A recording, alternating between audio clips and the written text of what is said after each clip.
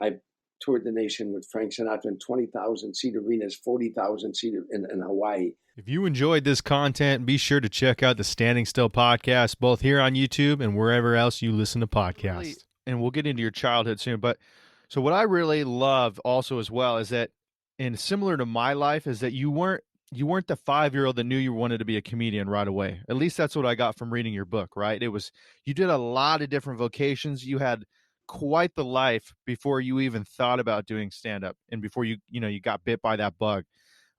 You wrote a lot of chapters in your book about really a nitty-gritty childhood, right? I mean, you got in fights, you had to pitch in financially for your family, and this is all in Harvey, which is right outside of Chicago, for those that don't know.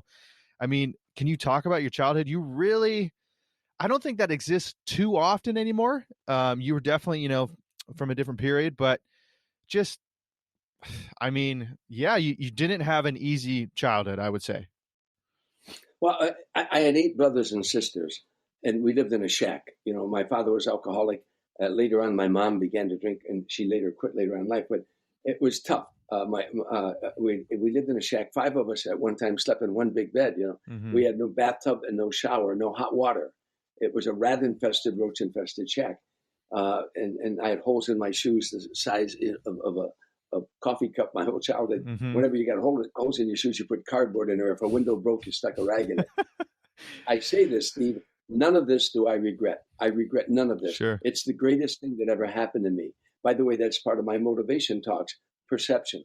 All of life is about perception. Mm-hmm. I perceive it to be a blessing, and it helped build character in me, and the knowledge that if it is to be, it's up to me.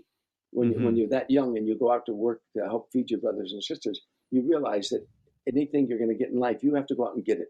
Mm-hmm. So, in fact, that's a slogan I read many years ago, and I have it on my desk even to this day. If it is to be, it's up to me. So Sure. It was a tough childhood. However, I had 8 brothers and sisters that I loved, and I had their love, Mm-hmm. and so there's so many good points to it. Although it was in the brutal winter, even to this day, no matter where I've been at, no matter what I've done. Mm-hmm. I performed for presidents, 6 presidents in my lifetime. I toured the nation with Frank Sinatra in 20,000-seat arenas, 40,000-seat in Hawaii. The places I've been, the things I've done, if I close my eyes, I see a little boy with a shoe shine box, Mm-hmm. trudging through the bitter cold in the snow in Chicago, going from tavern to tavern, shining shoes, trying to make money to help feed his brothers and sisters. I'm only a heartbeat away from that boy. Mm-hmm. I never thought I'd ever be a comedian. It was the furthest thing from my mind. Right. What were you, well, okay, so you talk a lot about sports as well, but my question is ultimately, what were you really into when you were a kid? Did you have that job that maybe, I wanted to be a pilot or something like that? Or what were you into as a kid? Or were you just super consumed with, getting by kind of stuff? I was super consumed with wanting to eat. Fair enough. I read a book years ago by Anthony Quinn. Anthony Quinn said something so profound, this actor. He grew up raggedy poor, like me. Mm-hmm. He said, if you've ever been hungry as a child, really hungry, Mm-hmm. I'm not talking about hungry and you're going to get fed that night. Hungry and you don't know if you're ever going to eat again. Mm-hmm. You don't know if there's ever going to be another meal. We rarely had meal and food in our house. So Mm-hmm. if you've ever been that hungry, that hunger never leaves your subconscious mind. Mm-hmm. And I think that part is what driven me, to when I should have quit so many times and I wouldn't quit. It's Mm-hmm. that childhood hunger, But when I was a boy growing up, I loved sports and I tried to play as much as I could, but I was a little guy. So I always had to play harder than everybody else. I played basketball on an all-black basketball team. I played football on an all-black football team. I was a running back, Mm-hmm. I was a little guy, and so I had to play harder than everybody else. When I was in the service, I boxed, and when I was in the service, and I was always the kind of guy that I didn't look for trouble, but once the fight started, I wanted to win. Sure. I don't mean literally the fight like boxing. I mean in a football game, a basketball game, Mm-hmm. in a debate. When I came out of the service and I'd be in, I studied political science and went to junior college. If I got in a debate, I wanted to win that debate. Mm-hmm. Sure. So as a boy growing up, I think growing up poor and growing up hungry and growing up small. I'm 5'9", but when I was a kid, I was a little guy, a little skinny kid, and so that I grew up always, fighting to get everywhere I went, Right. And I grew up in a neighborhood where guys fought all the time. Sure. If you're in a bar in my neighborhood, there were 38 taverns in Harvey. There were 8 in my neighborhood.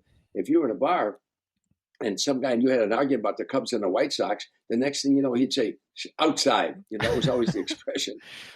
No fighting in here, outside. Everybody go in the parking lot, watch 2 guys beat up each other because they were arguing about the Cubs and the White Sox. Right. Some shit like that. But I grew up in a neighborhood where I never saw intellectual combat. I never saw that. I always saw physical fights, and I became a part of that. And most of it I regret. I really do. But when I went in the Navy, all of a sudden I'm watching. We'd have I'd say a hillbilly from North Carolina, a black guy from Detroit, a Jewish kid from New York, a guy from the South Side of Chicago, an Italian kid, and they'd get into heated arguments. And in the service, you cannot fight aboard ship or anywhere. They call it skylarking. If I shoved you, Steve, I'm going to court. They're court-martialing you. Sure. They call it skylarking. You can't. So I'd see these debates. I go, oh, they're going to fight. But they didn't. They would debate. And at the end of the night, one of them might say, you know what? You got a point I never thought about. I got to think about what you said tonight. I had never seen intellectual combat. Interesting. And so, the military toned me down a great deal. I began to read books, a lot of books. The Power of Positive Thinking by Norman Vincent Peale, A Guide to Confident Living, Maxwell Maltz, Psycho-Cybernetics, Think and Grow Rich, The Magic of Believing by Claude Bristol, The Power of Your Subconscious Mind by Joseph Murphy. That book really changed my life. Whatever the mind can see and believe, it will achieve. If you enjoyed this content, be sure to check out the Standing Still podcast, both here on YouTube and wherever else you listen to podcasts.